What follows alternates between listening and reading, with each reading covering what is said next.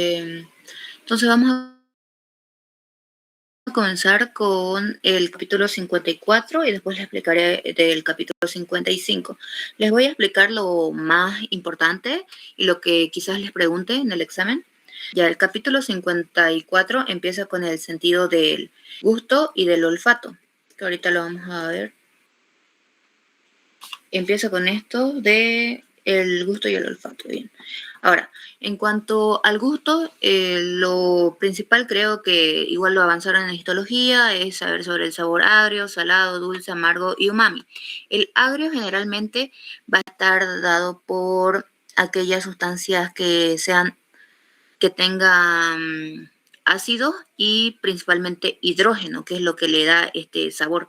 El salado principalmente por el sodio, y en cambio en el dulce es como una mezcla de varios componentes y por lo cual este se puede sentir ya sea por los azúcares, glicoles, alcoholes, aldehídos, cuerpos cetónicos, principalmente aquellos que tengan compuestos orgánicos. El sabor amargo, al igual que el dulce, por diferentes sustancias y principalmente está dado por sustancias orgánicas de cadena larga y también por que contienen nitrógeno y por estos alcaloides. Los alcaloides que igual generalmente se encuentran en los fármacos, que es el que le da el sabor amargo, y también en ciertas plantas venenosas o aquellas tóxicas que puedan dañarnos, y justamente este sabor hace que tengamos como un repudio, se puede decir, a estas sustancias, ya que contienen alcaloides que le da el sabor. Ahora, el sabor umami o delicioso va a contener L-glutamato y generalmente se encuentra en las carnes y provocan el consumo de proteína. Ahora, en cuanto a exactamente cuál es el receptor que transmite estos sabores, vamos a tener las papilas gustativas, ¿no? Y dentro de estas papilas gustativas vamos a tener a la yema o botón gustativo, que van a estar conformadas por las células epiteliales, que son las que se ven acá, y también por las células gustativas. Estas células gustativas también van a estar compuestas por células de sostén. Y otra cosa importante es mencionar acá que tiene unos poros gustativos que van a tener los cilios o microvellosidades gustativas. Después vamos a tener unas fibras nerviosas. Y bueno, eso que yo creo que ya lo han visto en histología también. Vamos a tener las papilas caliciformes que se encuentran en el tercio posterior de la lengua. Y después vamos a tener papilas foliáceas que se encuentran en generalmente la superficie lateral, las papilas fungiformes que se encuentran en la superficie anterior. Ahora, en cuanto a cómo es que el sabor se transmite, esto se da por la unión del producto químico hacia una molécula proteica que va a estar situada en la cara externa de las células gustativas. Ahora, estas van como toda membrana, va a tener un potencial de acción y este se va a activar justamente por la unión del producto químico hacia la proteína, lo que va a causar, ya sea si este tiene sodio o hidrógeno, como el potencial de acción generalmente es negativo, entonces este va a despolarizar, por lo cual va a generar el potencial de receptor. Ahora, en cuanto a los impulsos gustativos, estos se van a dar ya sea en la parte posterior por el nervio lingual, la cuerda del tímpano, el nervio facial, y van a dirigirse hacia el núcleo del tracto solitario, que está en el tronco encefálico. Eso en la parte posterior, de esta parte, es por la cuerda en los dos tercios anteriores. En el tercio posterior es el nervio glosofaríngeo. Entonces, en esta parte anterior es nervio lingual, después cuerda del tímpano y después hacia el nervio facial. Y en la parte posterior el glosofaringio y también una parte está inervado por el nervio vago. todos estos se van a dirigir hacia el núcleo del tracto solitario y después de esto se van a dirigir en unas neuronas de segundo orden hacia el núcleo ventral postero-medial del tálamo, que ya lo han debido ver igual en neuranato. Y estos luego se dirigen hacia el polo inferior de la circunvolución postcentral en la corteza cerebral parietal. Generalmente esto de los sentidos bueno, en el anterior año no recuerdo que lo haya preguntado. Ahora, vamos a tener también algo importante, es señalar que las señales gustativas van a ir hacia los núcleos salivales superior e inferior y estos van a enviar señales hacia las glándulas sublingual, hacia la submandibular y hacia la parótida. ¿Para qué? Para controlar la secreción de la saliva, ya que cuando hay la unión de la sustancia química, del sabor, estos habíamos dicho que causan una estimulación. Ahora, con la saliva, esta es como que barre esta sustancia y termina la estimulación. Bien, ahora en cuanto al sentido del olfato, vamos a tener igual nuevamente cómo está estructurado.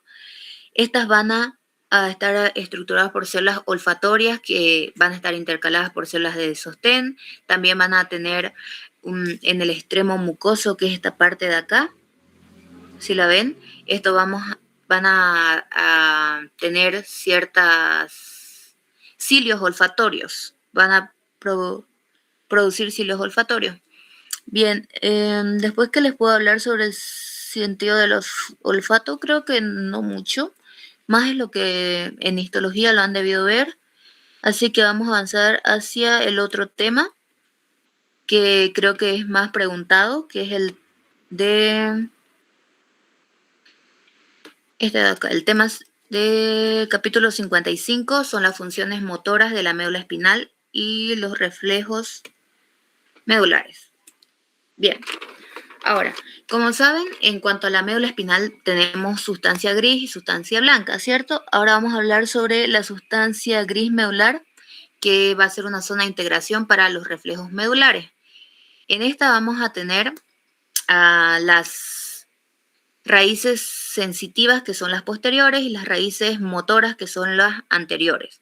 Ahora, en cuanto a las raíces sensitivas, estas van a tener dos ramas. Vamos a tener una que se van a dirigir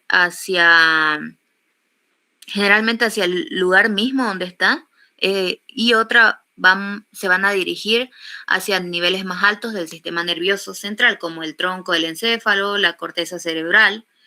Bien, ahora en cuanto a aparte de estas neuronas sensitivas, también vamos a tener otras, que son las neuronas anteriores o las motoneuronas. Vamos a tener a las neuronas interneuronas y a las células de Renshaw, que son otras células inhibidoras. Ahora, vamos con cada una de ellas. Bien, en cuanto a las motoneuronas anteriores, vamos a tener dos tipos, las motoneuronas alfa y las motoneuronas gamma. Las motoneuronas alfas van a originar fibras nerviosas motoras grandes, de mayor diámetro. Como acá lo dice, son de 14 micrómetros de diámetro y van a inervar aquellas fibras musculares igual grandes, aquellas fibras musculares esqueléticas de mayor tamaño. En cambio, las motoneuronas gamma van a originar fibras nerviosas de tipo A gamma, que son de menor diámetro y van a ir a inervar unas fibras musculares esqueléticas igual pequeñas. En cuanto a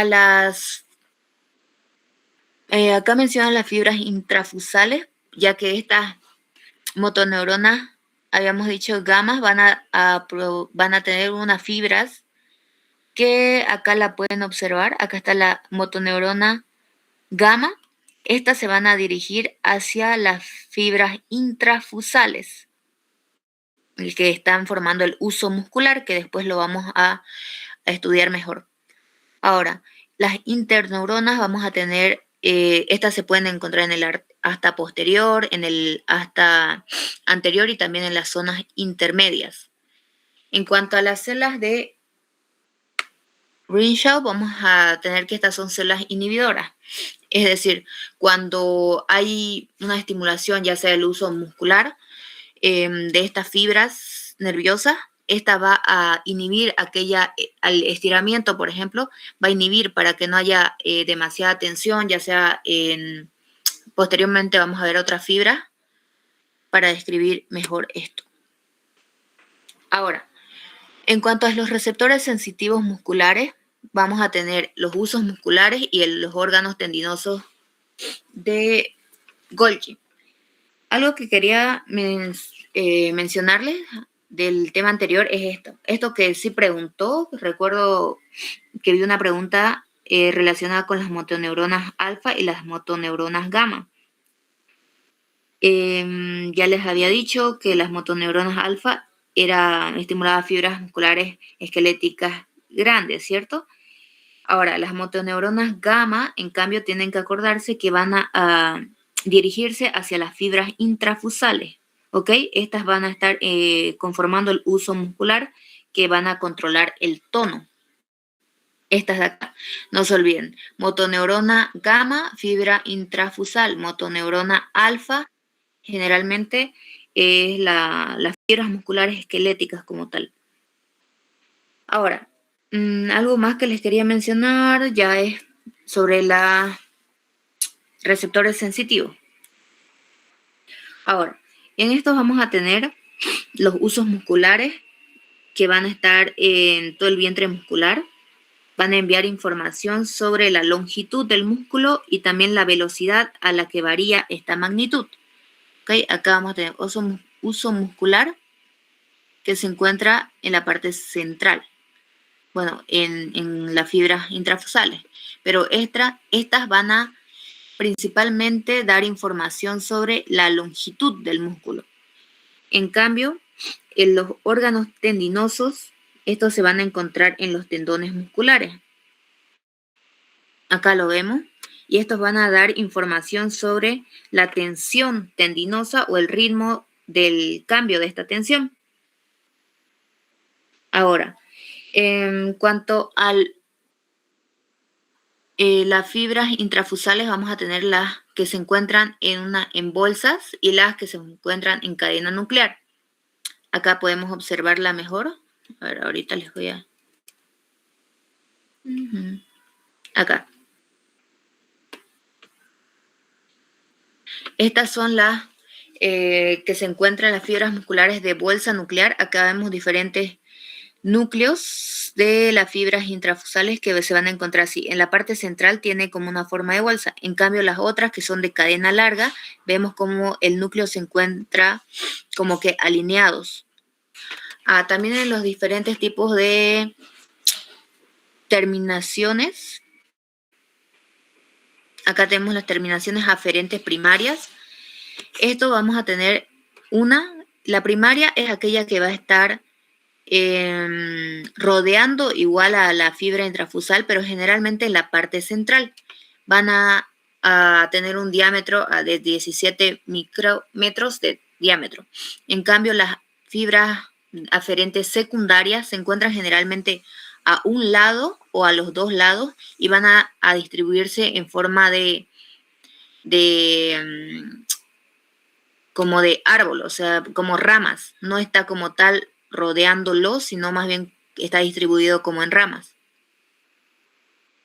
Bien, ahora en eso, a ver algo que pregunta de acá. Generalmente, ¿cuáles son los receptores sensitivos musculares? Eso sí lo puede preguntar, como de qué se encarga cada uno, digamos, el uso muscular, de qué se va a encargar, de qué se encarga el órgano de Corti, acá es órganos tendinosos de Golgi, ¿ok? Entonces, eso puede preguntarlos, de qué se encarga cada uno. Ahora, en cuanto a las fibras musculares, quizás esto de acá, que las terminaciones aferentes primarias y aferentes secundarias. Bueno, posteriormente vamos a hablar sobre los receptores sensitivos musculares y su función en el control muscular.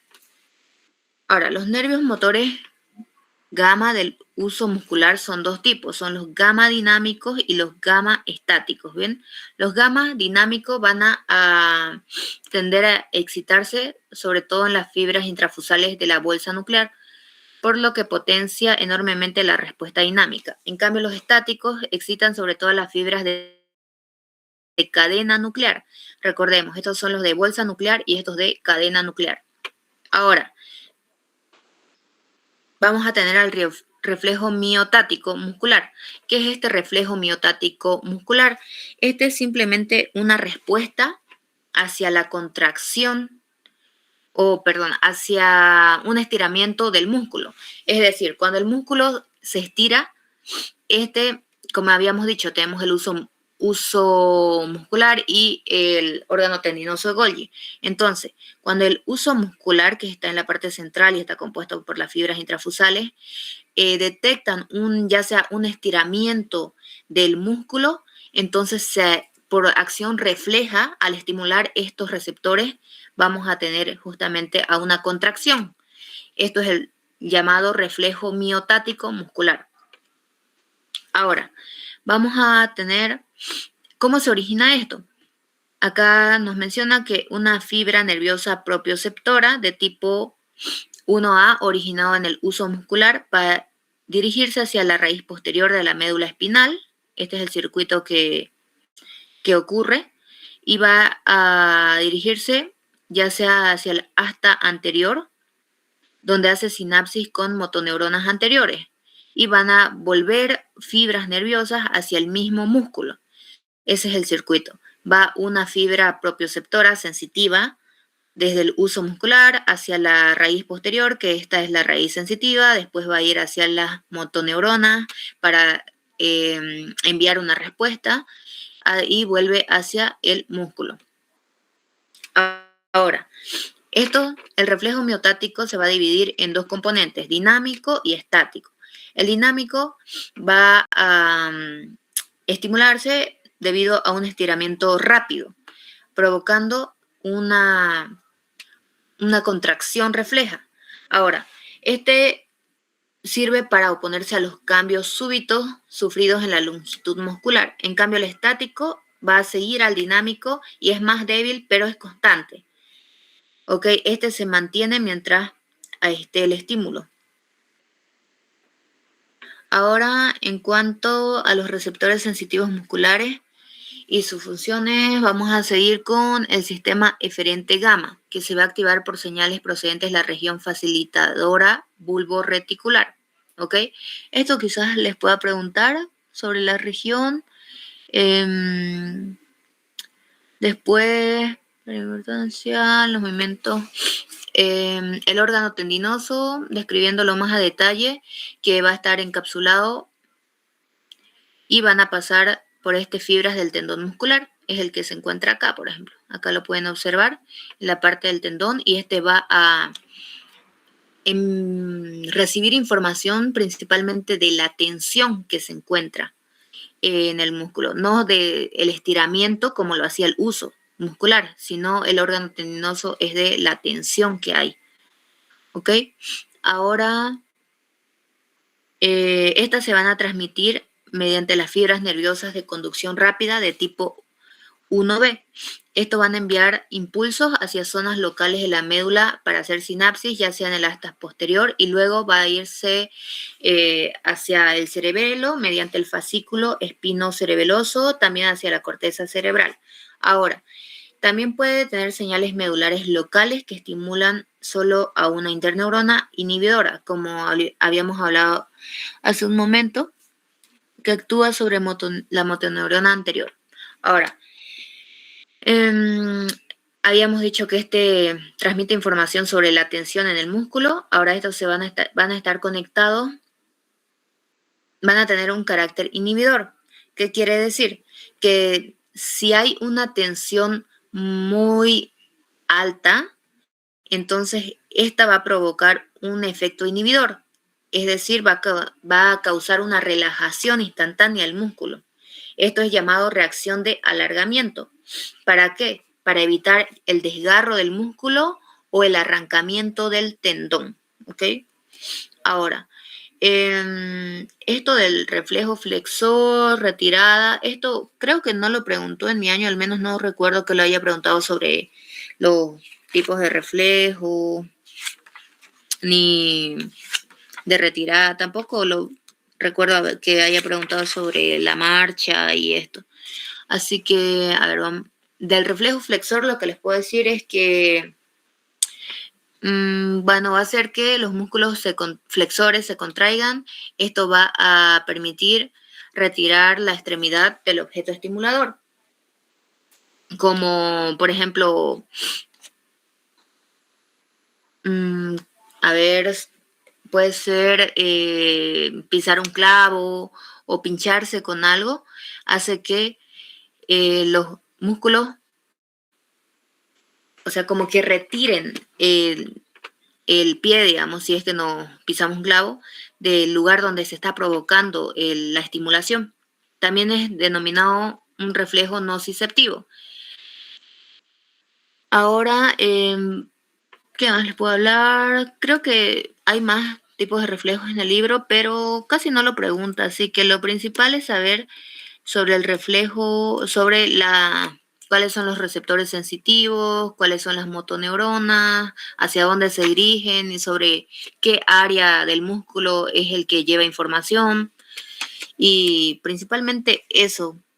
Después también esto de las terminaciones aferentes primarias, aferentes secundarias.